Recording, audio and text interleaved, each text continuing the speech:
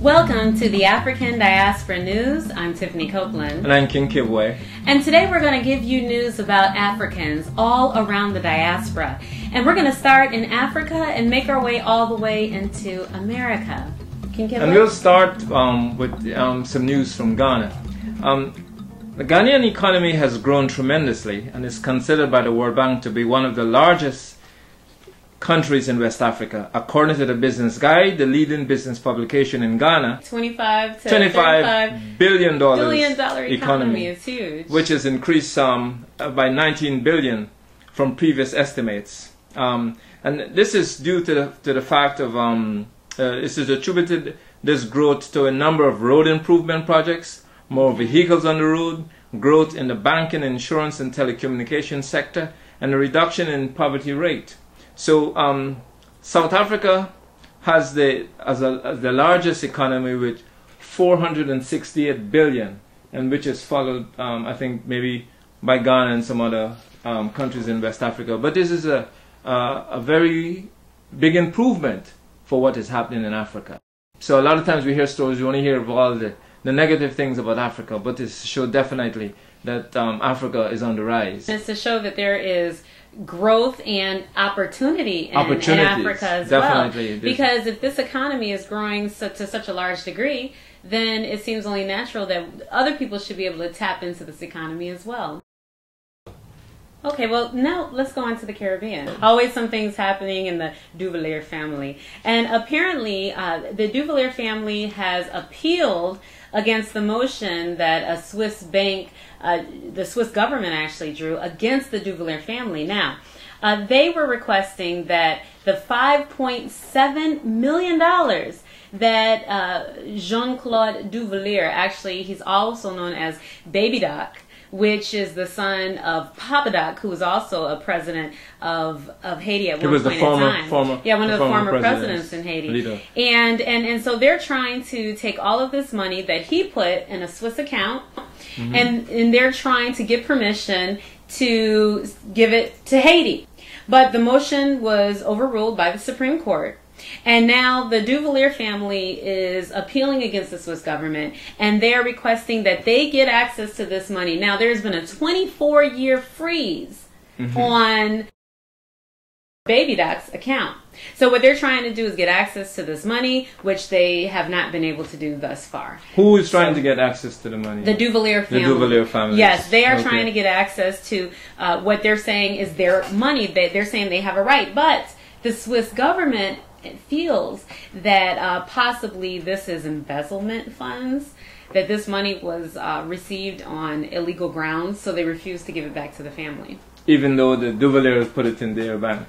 Yes, even though the Duvaliers put it back in their bank account. So apparently, you know, the Swiss accounts are so secure that you can't even get the money out of your own account. Now let us turn a little bit to Guyana. Okay, Guyana. It seemed that they opened their first casino, and the very first ever. Definitely, and some of the church leaders are up in arms against this move. They think that you know, it's not a good move for the country, and they're definitely opposed to having a casino open up in this small rich country that has so much resources.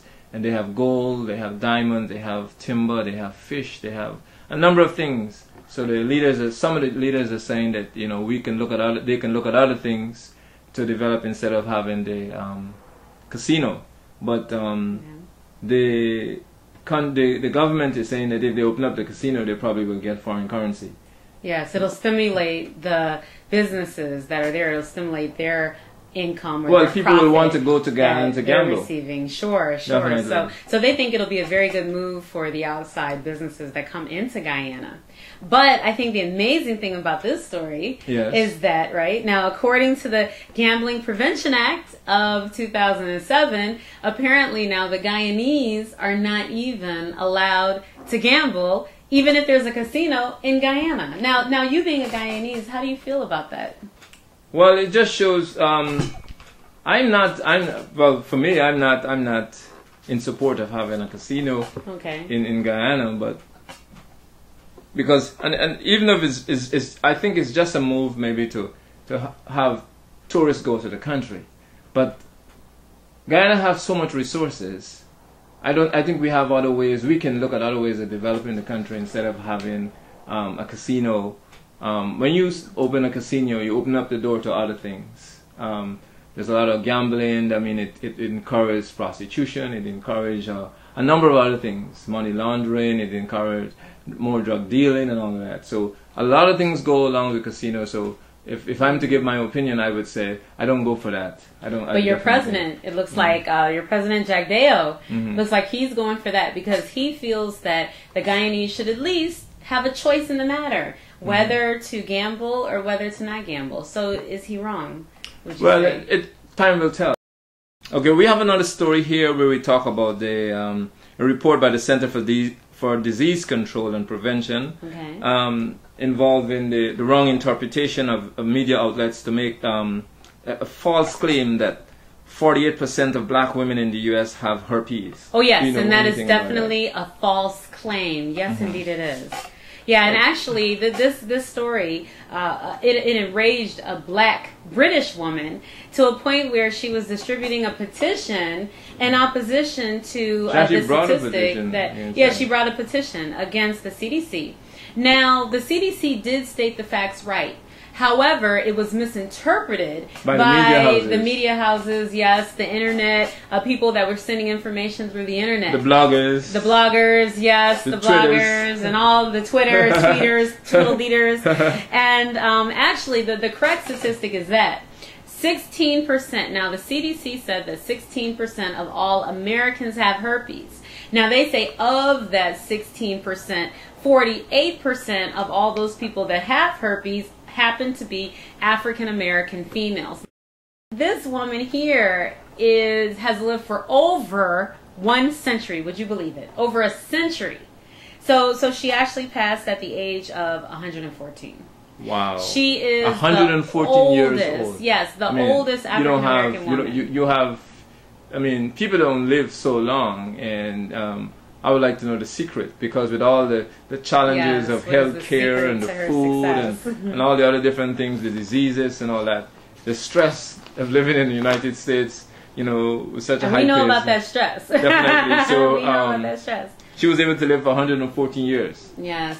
And as a matter of fact, her granddaughter says that this is the secret to her life. Part of the secret. And she said it's very simple. She said, of the secret. Yes, and it's very easy, right?